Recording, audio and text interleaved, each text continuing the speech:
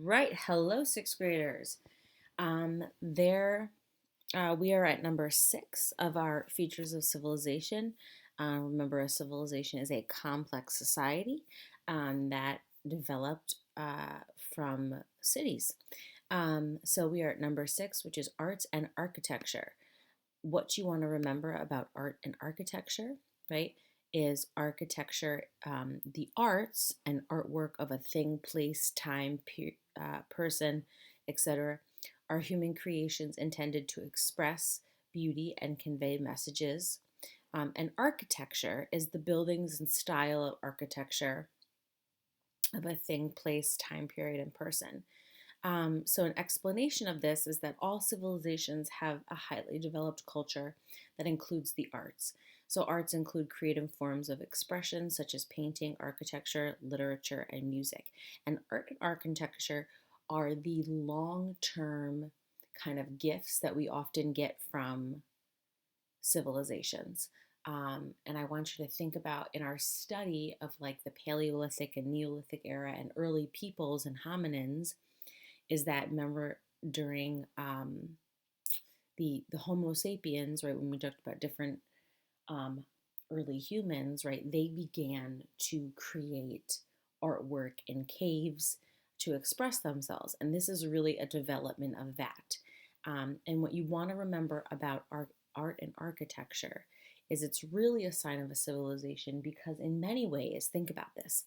If you are a group of people who can't you don't have a reliable food supply from day to day, right? And you're constantly maybe searching for food. You are not creating art and architecture, okay? You are worrying about eating. But in civilizations, right, they've got a food surplus, they have enough food, right? They have job specialization, so there are people doing different skills, um, and producing different services and goods, and it allows for art and architecture to flourish, right, and to develop for as people try to express themselves and express what the community values. And in early civilizations, a lot of the art and architecture is surrounding religion, right, and making sure that um, they're building temples to honor the gods, and remember their belief is that the a good harvest, meaning a good food surplus, right, or you know um, a flood that produces and covers the ground in silt, which is very, very fertile.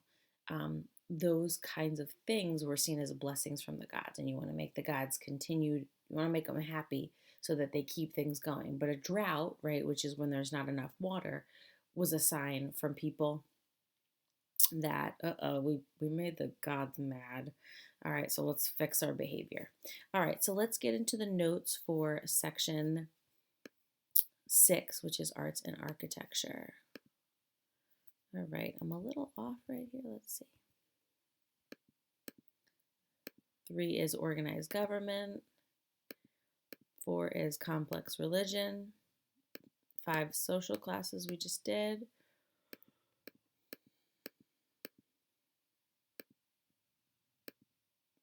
And here we are at number 6. So art and architecture. So the art and architecture of ancient civilizations expressed their beliefs and values and showcased their artistic and technological skills.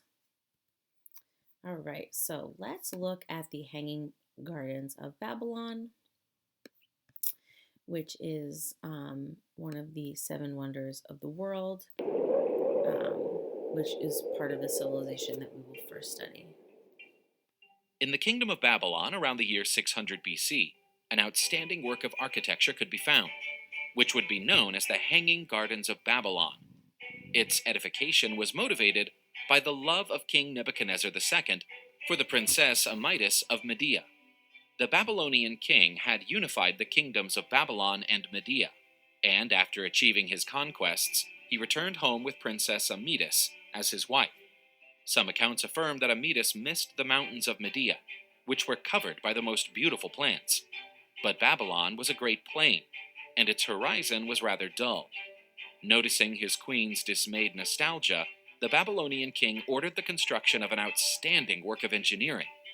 The great building then started, and a great pyramid of steps was edified, in which terraces were supported by beautiful columns.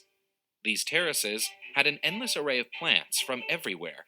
The garden was full of fruit trees and flowers of all colors. That construction was a source of amazement for all those who visited the capital of the Babylonian Empire. And Princess Amidis, while contemplating such a marvelous garden, built by her husband, could feel her native land once more.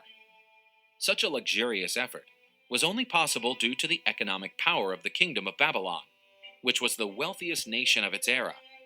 Although several historical accounts confirm the existence of the Hanging Gardens of Babylon, the subject is still controversial, due to the lack of Babylonian documents that prove its existence, and also the lack of archaeological findings. Little is known about what dictated the end of the imposing gardens. The number one hypothesis is earthquakes. Although this great work has vanished, the story of the beautiful Hanging Gardens, the fruit of the love between the king of Babylon and his queen, is still part of the folklore of current and future generations. Okay. All right. So that is a wrap on arts and architecture.